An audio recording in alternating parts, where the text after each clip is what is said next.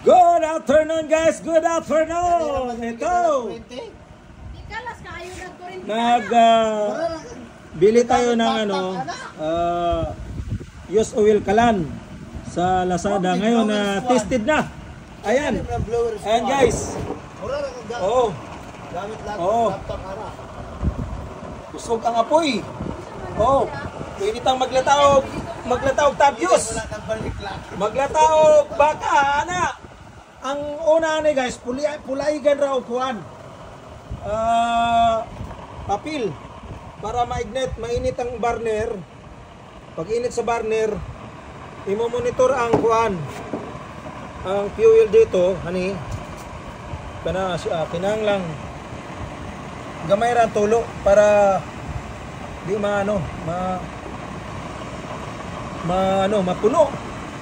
Kailangan din siya empty rin. Kaya pag na-empty, i-stop yung apoy natin. Ayan, medyo may tulo. Saan kaya to? Di natin sa siguro nga kanina yan pagbuhos. Sobrang. Yan, punasan natin para malaman natin kung saan galing ang tulo.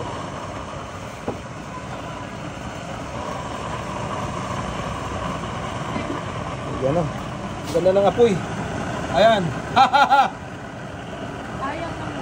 Hindi na tayo bibili ng kalan guys na 1,000 plus. Dito na tayo sa used oil. Oh, ang used oil magkano ang punta lang tayo sa bili lang tayo sa used oil sa mga nag-overhaul mga motor para magamit natin ito lakas. Pwedeng adjust rin to guys. Ito yung adjustment sa fan. Ito yung fan. Wala di apoy yan kung walang fan. Kaya adjust natin ito dito pahinaan. Ayan. Hinaan natin. Dito tayo sa 5.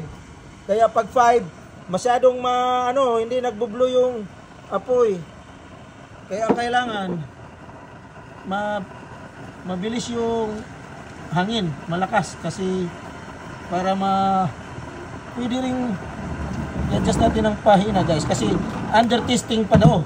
Di natin kasi yung manufacturer lang nito ang nakakaalam. Wala siyang instruction. Kaya ayon lang sa ating hula-hula. Wala silang instruction na dala. Kaya ito, ang apoy is di masyadong blow. Kaya lakasan natin yung blower. Isit natin sa number 6. Yan, todo. Full. Ito yung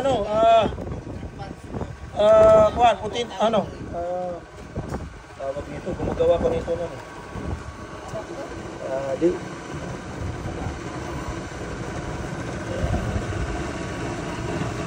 power control ang tawag nila diyan, pero ano yan siya guys, pulse width modulator, parang modulator to, matagal ko nang naalala guys kasi gumawa ako ng pulse width modulator, PWM. Ayan na, full na yan. Grabe kalakas na apoy. Oh, wow, pakulo-kulo na yung natin ngayon. Sinubukan namin pakulo ng tubig. Kaya ang una talaga pag unang sindi, kailangan ng mga papel o tissue para mainit yung burner. Pag init sa burner, lagyan mo na ng langis to guys. Para pag under sa blower, bubugan na yung fuel doon, used oil. Kaya mag-ignite siya, sa pag-init ng burner. Ayan na. Ang galing. Gawa ng Pinoy to guys, gawa ng Pinoy. Yan. Ang apoy. Ha! Wow.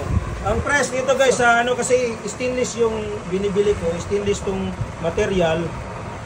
Nasa 2.5 Lazada. Ito naman yung blower niya, ayan oh. Lakas ng apoy na.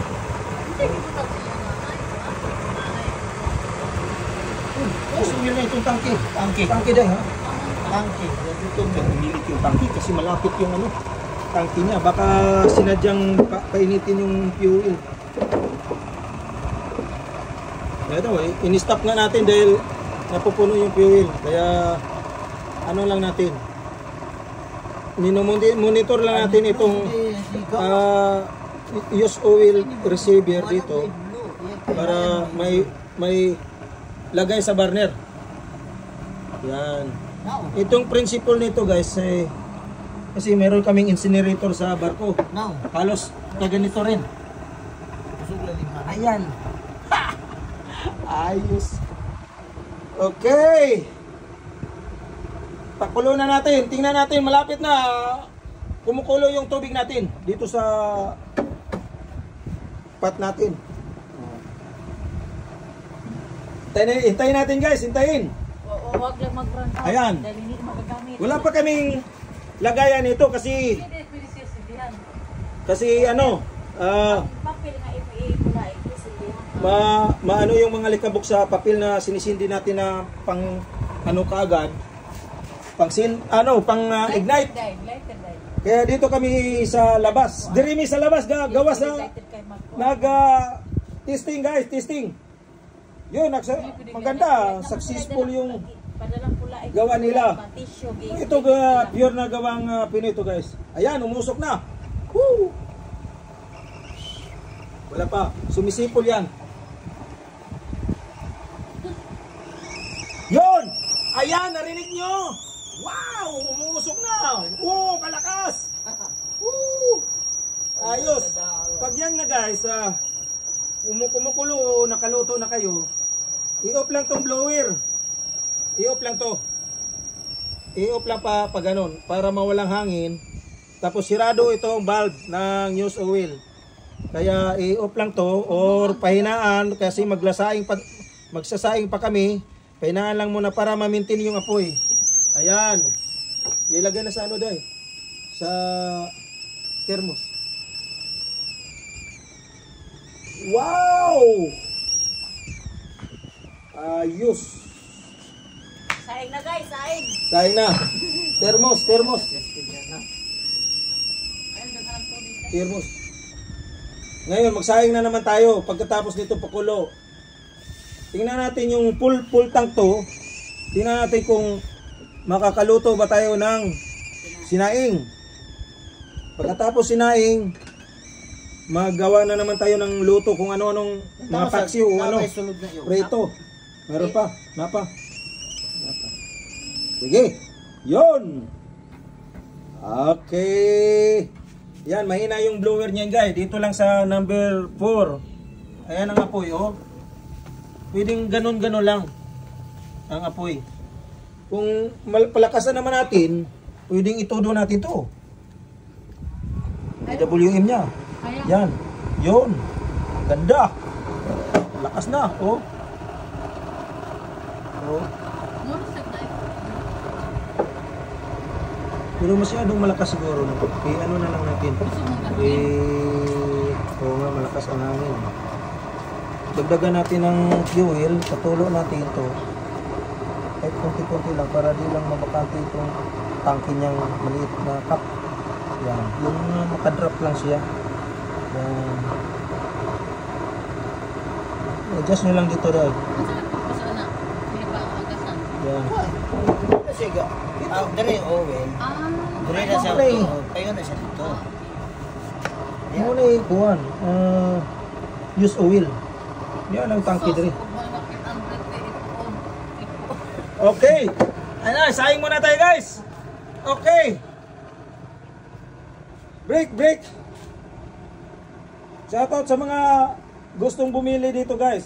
Pwede kayong mag-avail sa sa Lazada. I-search nyo lang use oil Kalandi use oil. Mamili ka lang kung stainless material or normal steel. Ito kasi pinili ko guys, stainless material to lahat.